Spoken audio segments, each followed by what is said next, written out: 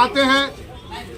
और जाले के से जो हमारे पूर्व विधायक ऋषि मिश्रा जी यहाँ पे बैठे हुए हैं, फराज फातमी है और बहुत सारे लोग हैं। और यहाँ मेरे पीछे आराम से देख सकते हैं कि यहाँ पर सब लोग बैठा हुआ है और इससे अंदाजा लगा सकते हैं फातमी की जमीन मिथिलांचल में कितनी मजबूत है। और हम लिए चलेंगे आपको मधुबनी भी। आज इनका पहला दौरा है, पटना से पहुंच रहे हैं यहाँ पे और धीरे धीरे यहाँ पे जमघट शुरू हो रहा है। चारों तरफ से हरा गमछा गले में रखकर लोग आ रहे हैं। आम लोग भी बड़ी संख्या पे यहाँ पे देखने को मिलेंगे। मैं भी वो आपको दिखाऊंगा, आप बने रहिएगा। लेकिन अभी सबसे पहले हम यहाँ जो बैठे हैं लोग और सबसे बगल में मेरे जो बैठे हैं ऋषि मिश्रा जी बैठे हुए हैं, इनसे हम बात करते हैं। सर, मधुबनी, सबसे पहले मेरा आपसे एक आग्रह है, जो भी मीडिया के अंदर बात करते हैं जात धर्म का नाम लेना बंद करें आप लोग। मेरा यही आपसे सबसे पहले मेरा आग्रह है। दूसरी बात जो है, मधुबनी की जो लड़ाई है, मिथिलांचल की जो लड़ाई है, महात्मा गांधी की जो सोच रही है उसकी लड़ाई। महात्मा गांधी की जो सोच थी, जिस सोच के साथ ये देश आज़ाद हुआ था, ये आज उनको बचाने की लड़ाई है। उसके लिए हम सब जात धर्म वर्ग को छोड़कर हम सब राष्ट्रीय जनता दल के साथ हैं। हमारे जो उम्मीदवार हैं फातमी साहब के साथ, फातमी साहब 4 बार के सांसद भी रहे हुए हैं, ये भी लोगों को जानना चाहिए। और जब वो 4 बार के सांसद रहे हुए हैं तो समाज के हर एक वर्ग का वोट मिला हुआ है उनको। इस चीज़ को लोग भूल जाते हैं।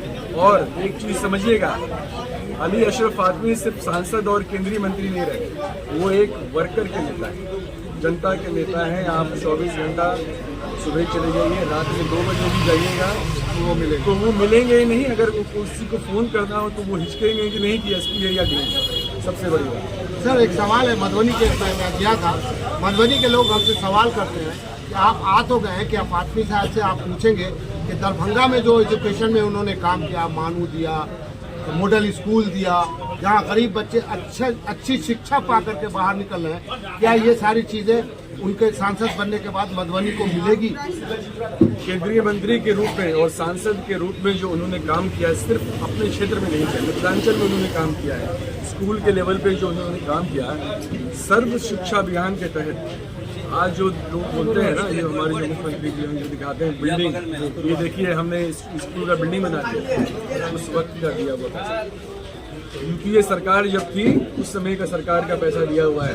रोड जो आप देखते हैं, रघुवंश बाबू जब मंत्री थे उस समय का दिया हुआ पैसा है। ये सब चीज लोगों को नहीं भूलना चाहिए। और हम तो काम के नाम पे वोट मांगने जा रहे हैं। हमारा जो युवा नेता है तेजस्वी यादव, हम तो लोगों के बीच में एक ही चीज रखेंगे, हमको किसी और चीज के नाम पे वोट ही नहीं मांगना है। युवाओं से सिर्फ एक आग्रह करना है, बता दीजिए कि पिछले 25 वर्षों में सरकारी नौकरी कब मिली थी आपको आखिरी बार, और वो जो इस बार मिला वो भी राष्ट्रीय जनता दल के वर्कर को नहीं मिला है, समाज के सब वर्ग को मिला है। मैं जिस गांव में रहता हूँ ना, मुरेड में पिछले 25 वर्षों से लोगों को सरकारी नौकरी नहीं मिली थी, और इस बार 8 ब्राह्मण गांव घर में लोगों को सरकारी नौकरी शिक्षक हुए हैं।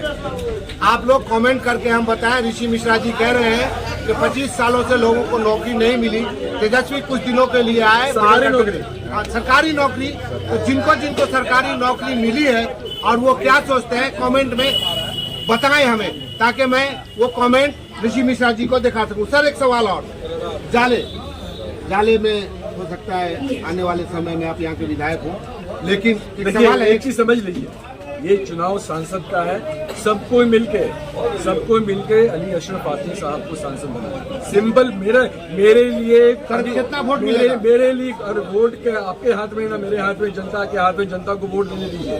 और राष्ट्रीय जनता दल इंडिया अलायंस मजबूती से हम लोग सबको मिलकर चुनाव लड़ेंगे और जाले विधानसभा से खासकर अच्छी खासी लीड हम लोगों को मिलने जा रही है।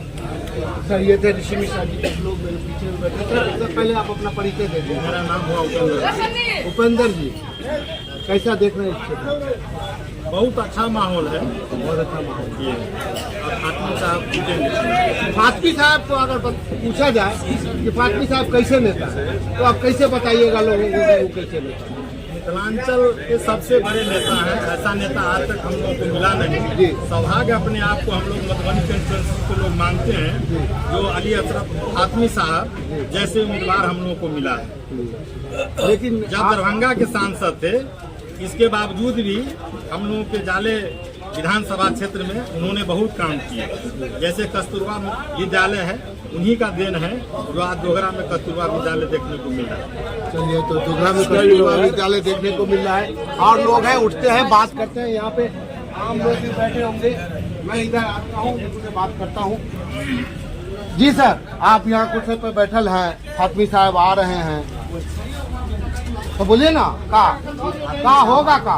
फातमी साहब आ रहे हैं तो मिथिलांचल के लाल हैं फातमी साहब मंत्री रह करके और सांसद रह के ढेर सारा काम किया हुआ। दूसरी चीज, अभी जो वर्तमान राजनीतिक परिस्थिति है, इस परिस्थिति में फातमी साहब का अहमियत सबसे अधिक बढ़ गई है। चूँकि देश में पूरी स्थिति गड़बड़ गटमगट की स्थिति चल रही है, भारतीय जनता पार्टी के जुल्म और अन्याय के खिलाफ एकमात्र हमारा क्रांतिकारी भाषण नहीं देना है। सिर्फ सवाल ये है कि फातमी साहब अभी अतरबेल चौक से जो निकले हैं, तो ये सफर जारी रहेगा दिल्ली तक? पहुंचा रहे हैं दिल्ली? बिल्कुल पक्का पहुंचा रहे हैं। जनता साथ है आपको? बिल्कुल जनता साथ है। बिल्कुल जनता साथ है। तो ये बता रहे हैं जनता साथ है और लोगों से हम बात करते हैं। ए टू जेड साथ में, जेड की पार्टी है, माई बाप की पार्टी है और देश में आवाम, इन्होंने आवाम को लूटा है, जवान को लूटा है, किसान को लूटा है। तो अभी आवाम, सारा जवान और सारा किसान जो है इसी तानाशाही सरकार के विरोध में है और एक एक जनता में आक्रोश है। युवाओं में इतना युवाओं में चलिए, तो हम है। युवा वहाँ बैठा, आइए युवा यहाँ बैठे हुए हैं, हम युवा से बात करते हैं। यहाँ युवा बैठे हुए हैं, हम युवा से बात करते हैं। साइड हट जाइएगा, सब जहाँ से खड़े हो जाइए, चाहे घूम जाइए। आप युवा हैं, नौकरी आप भेट कि नहीं? अभी तो नहीं बिता है, अभी तो पढ़ाई कर रहा हूँ।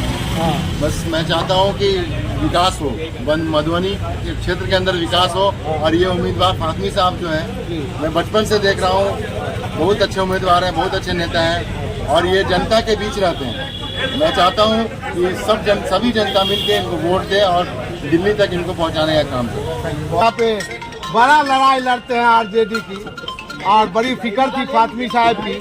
आ गए फातमी साहब, दिल्ली भेजिएगा?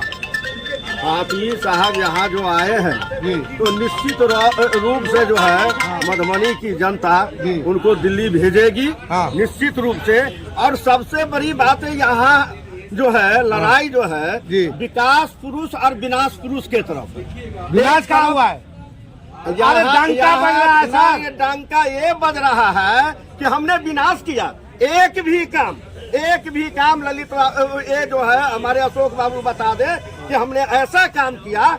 भाई देखिए, बीजेपी, सुनिए मेरी बात सर, बोलिए मत। यहाँ जो बीजेपी है वहाँ न सांसद है, न मंत्री है, मुख्य कानून है, सब पीएम हाउस से चलता है, तो सारा श्रेय मोदी जी लेते हैं। तो आप मोदी जी को कह सकते हैं, अशोक जी के हाथ में है नहीं, यहाँ सबसे अरे सच्ची बात है, अशोक जी के हाथ में क्या है? देखिए, सबसे बड़ी बात ये है, हम जिस चौकीदार को चुनेंगे, हम जिस संसद को चुनेंगे, वो ना हमारे यहाँ डेवलपमेंट करावेगा। मुलाकात हुई थी अशोक जी से? अभी तक तो नहीं हुई, वो अभी हो जाएगी। 2 बार हमारी उनकी मुलाकात इस 5 वर्ष में है, जबकि हम ही उनका बहुत करीबी आदमी हैं। हम ये चाहते हैं कि जिस तरीके से फातमी साहब दरभंगा को राष्ट्रीय स्तर पर ले गए, प्रदेश स्तर नहीं, राष्ट्रीय स्तर पर पहचान बनाया, उसी तरीके से मधुबनी का भी वो बना दे कि उनका भी नाम होता रहेगा, मधुबनी का भी कल्याण। क्या नाम हुआ? सर, सबसे पहले तो हमारे चैनल पे आपका स्वागत है। चलिए, आपको भी। आप यहाँ बैठे हैं, मधुबनी हमारा बहुत सांसद आया मधुबनी में, और मैं भी चूंकि जाले विधानसभा का वोटर हूँ, अभी एक पत्रकार की हैसियत से नहीं, एक वोटर की हैसियत से हम आपसे पूछते हैं कि हमारे क्षेत्र का कितना विकास हुआ है। रमेश राम, यहाँ तक रखा हुआ सबसे पहले तो मैं ये आपको बताना चाहता हूँ कि आज पूरे देश जी हमारा देश अभी नारा दे रहे हैं हमारे देश के प्रधानमंत्री कि 2047 तक भारत दुनिया में एक नंबर पर पहुंच जाए, विकसित देश बन जाएगा। लेकिन मेरा कहना और मेरा मानना है, देश के बहुजनों का मानना है कि 10 वर्षों में भारत 47 वर्ष पीछे चला गया है। भारत के जो हमारा दिया हुआ बाबा साहब भीमराव अंबेडकर का जो संविधान है, वह संविधान को खंडित कर दिया गया।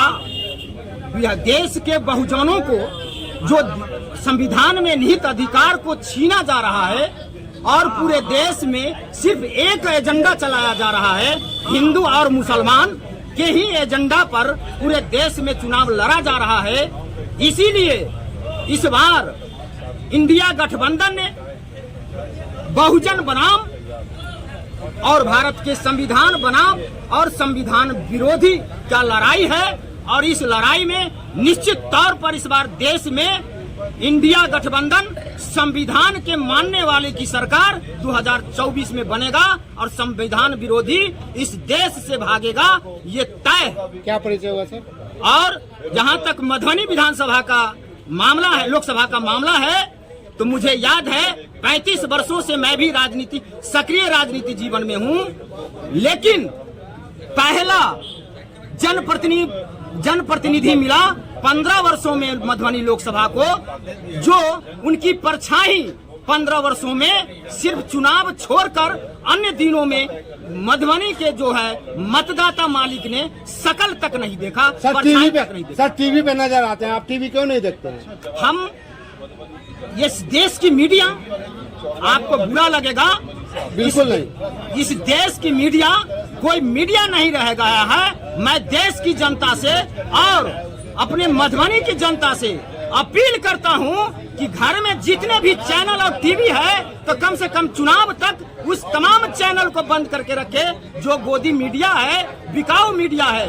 आज देश मीडिया जो है देश का चौथा स्तंभ होता है, लेकिन आज इस देश को अगर बर्बाद कर रहा है तो वह मीडिया है, बॉडी मीडिया है। अगर धन्यवाद देना चाहते हैं आप लोग यूट्यूब चैनल वाले को, जो कुछ इस देश की जो समस्या है, बहुजन की जो समस्या है, उसको ईमानदारी कुछ यूट्यूब चैनल वाले ही रखते हैं, इसलिए हम उनको धन्यवाद देते हैं। लेकिन जितने भी नेशनल मीडिया है और इलेक्ट्रॉनिक मीडिया, प्रिंट मीडिया, ये तमाम लोग बिके हुए हैं, मनोवादियों के हाथ बिके हुए हैं, देश के खंडित करने वालों को हाथ बिका हुआ है। इसलिए हम अपील करते हैं कि पूरे चुनाव कम से कम ये तमाम चैनल को टीवी बंद रखिए और बहुजन की बात करिए, भारत की संविधान की बात करिए। परिचय दे दिए। मेरा नाम विनोद भगत हुआ, मैं अति पिछड़ा आयोग के पूर्व सदस्य हूँ बिहार से।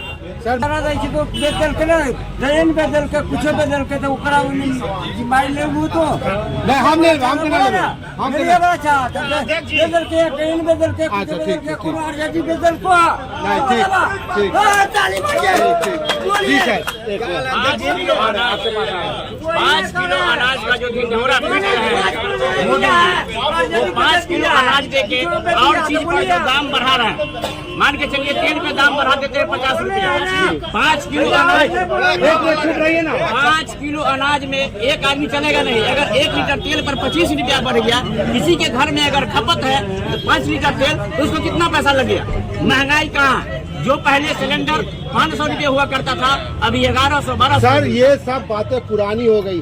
आप लोग इलेक्टोरल बॉन्ड पे बात नहीं करते हैं, और बहुत जो देश का सबसे बड़ा ये उस मुद्दे को लेकर के आप नहीं जा रहे हैं, जो देश का सबसे बड़ा घोटाला है प्रधानमंत्री। तो आप लोग जनता में कहा नेशनल मीडिया में आ रहा है क्या? इसका चर्चा है क्या? नहीं है। जमीन पे उतरिए ना सर, जमीन पर तो जनता के बीच जाइए लेकर। करिए रहे हैं। ठीक, क्या नाम हुआ सर? कमलेश कुमार यादव, केवटी पंचायती राज परकोश प्रखंड अध्यक्ष। सर सबसे पहले आप अपना परिचय दें। मेरा नाम रमेश कुमार राम हुआ। जी जी। मैं केवटी विधानसभा का इससे पहले मैं भारतीय जनता पार्टी का सक्रिय सदस्य रहा हूँ। अभी वर्तमान में राष्ट्रीय जनता दल की सदस्यता लिया हूँ पार्टी सुप्रीमो के यहाँ से जाकर के। और मेरा एक ही कहना है कि नहीं, एक मिनट रोके, काहे छोड़ दिया भैया बीजेपी? वही अच्छा पार्टी है। एक ही कहना है कि अगर देश को संविधान को बचाना है और इस देश की जनता को सुरक्षित रखना है तो ये जो संविधान विरोधी सरकार है इसको उखाड़ फेंकना होगा। क्योंकि हम लोग ने 10 साल मौका दिया और वहाँ देखे हैं कि संविधान खतरा में है, लोकतंत्र खतरा में है। इसी को देखते हुए मैंने वहाँ सदस्यता छोड़ करके राष्ट्रीय जनता दल की सदस्यता ली है। और हमारे जो जितने भी लोग हैं कोशिश कर रहे हैं कि हम लोग सभी लोग मिल करके इस बार एनडीए की जो मोदी सरकार है उसको उखाड़ फेंकने का काम करेंगे। और बहुत ही भारी कैसे उखाड़िएगा? उसके पास सीबीआई है, उसके पास ईडी है, उसके पास आईटी है, उसके पास एबीएम है, केजरीवाल जेल में है, आप भी जेल में चल जाइएगा, आपका नेता भी जेल में। इलेक्शन क्या लड़ेगा? ठीक है, जेल जाने से अरे इलेक्शन क्या लड़ेगा? इलेक्शन नेता लड़ेगा, जनता जो है सब जेल में जाएगा। जागरूक हो चुका है और जनता इस सरकार को उखाड़ फेंकेगी। जनता ही जागरूक है इस बार और जनता इस सरकार को परिवर्तन करने के लिए तैयार है। जनता ही जिताएगा जी। तो देखिए अभी बहुत खबरें मैं फातमी साहब की दिखाऊंगा और बहुत सारे लोग हैं। चलिए यहाँ पे बात कर। अध्यक्ष जी जी, अध्यक्ष जी बहुत दिन के बाद आज आप पकड़ा है, गाड़िए में रहते हैं, बताइए धरती पे आप उतर गए, फातमी साहब कहाँ पहुँचेंगे? दिल्ली जरूर मेहनत कर रहे हैं, लेकिन कौन सा मुद्दा लेके जाइएगा? देखिए हमारे पास मुद्दा ही मुद्दा। आप देखेंगे जब 17 महीना में तेजस्वी जी जो 5 लाख नौकरी युवा को दी, जाति आधारित जनगणना करवाया और आबादी के अनुसार हिस्सेदारी देने की बात करें। और छोटे छोटे जो कर्मचारी है, आशा दीदी, टोला से सब नीतीश जी भी है, उनके मानदेय को बढ़ाने का काम किया। और एक तरफ वो जुमला पार्टी है जो सिर्फ जुमला ही देते हैं, वह 3 काम सिखाते हैं। भाजपा सिखाए 3 काम, झूठ फैलाओ सुबह दोपहर शाम, पकड़े जाओ तो बोलो जय श्री राम जय श्री राम। सर एक सवाल है, ऐसे सवाल लेंगे आपसे। आप चूंकि अध्यक्ष हैं, जिला अध्यक्ष हैं दरभंगा के, हम सवाल लेंगे। जो ज्वलंत मुद्दा है आज देश का, जिस तरीके से ईडी लगा करके सारे विपक्षियों को जेल में डाला जा रहा है, देश का सबसे बड़ा भ्रष्टाचार जिसको सुप्रीम कोर्ट ने असंवैधानिक घोषित किया, इलेक्टोरल बॉन्ड और पीएम जो केयर फंड है वो है, और 5 किलो अनाज दे करके पंगु बनाया जा रहा है जनता को। राम मंदिर है, राम फिर आएंगे, और मोदी जी उसी मुद्दे को लेके और नफरत की राजनीति जो पूरे देश में फैलाई जा रही है, इन मुद्दों को लेके आप क्यों नहीं जाते हैं? क्या देखिए हम लोग तो उन्हीं मुद्दों के साथ, आप देखिएगा जो इंडिया अलायंस महागठबंधन के सभी दल, आपको जो हमारे यहाँ बंद फैक्ट्रियाँ उनको लेके सड़क पर उतरी है, आंदोलन किया है। एम्स जो हमारी समस्या है, आंदोलन होता है इस देश में, कुचल दिया जाता है। कहाँ आंदोलन है भैया? सुनिए, पहलवान बच्चियों को सड़कों पे कुचला गया, किसान पर गाड़ियां चढ़ाई गई, CA/NRCC में क्या हुआ? आंदोलन कहाँ है देश में? आप 5 साल बीतता है तो जनता इस सब का जवाब देती है। देखिए इस बार, और निश्चित रूप से जनता आप जो बोले हैं उन सारे बातों का जवाब देगी, और वह समय आ गया। चलिए ठीक, जनता सारे सवालों का जवाब देगी, वो समय आ गया। अब हम घुसेंगे जनता में और जनता से पूछेंगे, भैया इलेक्टोरल बॉन्ड जानते हो? भैया ईडी जानते हो? भैया CBI जानते हो? भैया PM केयर फंड जानते हो? अरे खुशखबरी और जनता लोग ध्यान से सुनिएगा, एक खुशखबरी और, रेलवे में किराया बढ़ गया है, तो ये बड़ी खुशखबरी आपके लिए, क्या कि आप बड़े खुश हो जाते हैं। डीजल पे बढ़ता है, पेट्रोल पे बढ़ता है, और गैस पे बढ़ता है, दाल पे बढ़ता है, दही पे टैक्स लगता है, तो आप लोग खुश होते हैं। तो खुशखबरी दे दिया है, रेल का किराया भी बढ़ गया है। दीजिए इजाजत, धन्यवाद।